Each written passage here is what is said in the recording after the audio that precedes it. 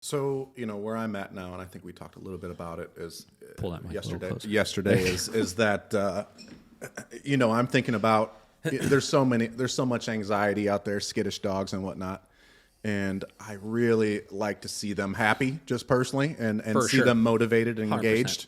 So that's where I'm at. But you asked me a question the other day or yesterday, or whatever, and you asked me, so what was the biggest takeaway? And I thought going into this that it was just going to be all about the dogs. Yeah. And it is 10% the dogs, 90% the parents. Yeah. So as I'm at this point where I'm at trying to motivate and engage the dogs a little more and learning more about that, I am pretty far away from thinking about what motivates the parents. Please tell me more about that.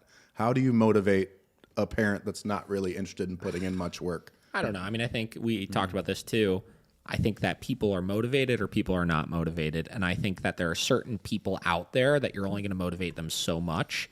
But this is the constant thing that I feel like I'm trying to get my staff to think about is no matter what, if somebody has hired you, they've already made that first step of accepting they need help and accepting that they have a problem they need solved, right? So we really need to do a better job, I feel like, of tapping into what is that problem they need solved and how do I solve that problem without overwhelming them with other things, right? And I feel like that person should be motivated to solve that problem. From there, it's just going to, they should be, right? I think from there, it's going to come down to how do we, are they going to be overwhelmed by the solution then, right? And if they're going to be overwhelmed by the solution, how do I break that solution down in a way where it's easier for them, right? So I think that's a lot of it is analyze the actual problem, come up with a solution, and figure out how do I need to break that solution down for them in a way that they're actually going to be continuously motivated to do still, right?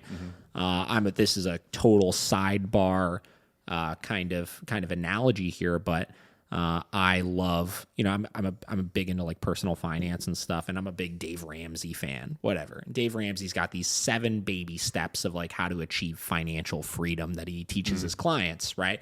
And one of them is his debt snowball, right? Where it's, list your debts smallest to largest, pay them off in order of that, not order of interest rate. And his big thing and reason for doing that is people need little wins, right? So as opposed to it being a math game in that case of, okay, cool, if I pay off the highest interest rate first, maybe I'll save myself $2,000 or $3,000 in total payments. It's that constant success of, bam, that $50 little fucking debt that I had over here, it's gone. That $100 one here is gone, et cetera, et cetera, et cetera, so that they stay motivated to stay on the path, right? So correlating that to dog training here now, weird analogy, whatever. No, it makes sense. It works. Yeah. So correlating that to dog training here, if I have a solution for somebody and it's 7 steps long and I just explain all of them as one step, and that whole system is going to take them a fucking year to do before they see that full success, that defined success of the dog is finished with these things, they're going to get bored along the way, right? So I need to give them the little wins. And one thing I try to do at the end of my sessions, especially if I'm working with a dog where it's like, this is going to be a long road, right? You got a lot of work to do. I will outline clearly, listen, I don't give a shit what the dog does as far as all of these other things. The only thing that I want to see this week that I will consider a win is this or this or this, right? Forget all the other things. Don't worry about them. As long as you see this, that's a win, right? And that could be something as simple as, I had a client the other day. Their dog goes bananas when people come into the house, jumps all over them, this, that, right? Okay, well, what's end goal? End goal is I would like for the dog to be able to not bark at the door, go to their bed, hold the bed, have the person come in, and have them hold it for 15 to 20 minutes, right? For this dog, that's going to take a while before the dog gets there, right? So what did I make my criteria initially? The only thing I give a shit about is that the dog doesn't jump on the people, right? Here's how you're going to accomplish that. Step 1. Don't worry about bed. Don't worry about down. Don't worry about come. Don't worry about the barking even. All I care about is the dog keeps 4 paws on the floor. And this is how you're going to do that. And it's going to be very simple to do. And I want you to do that for a week, right?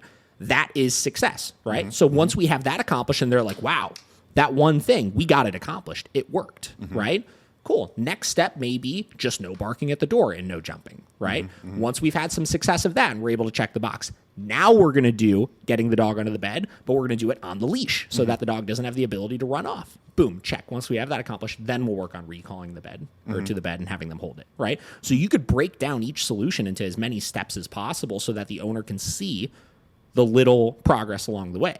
You know? And I think that's really important. I think that's something people don't look at. They just look at big picture. This is what we want the dog to do, and we're going to get the dog to that point, and this is how you're going to do it. But for some people, not all, some people it's fine if you just tell them that and they do it, and it's no problem. But for some people, that's too much. It's too overwhelming, right? Yeah. So you can create motivation by breaking it down in a way where it's going to solve their problem, but it's easier for them to do in the long run.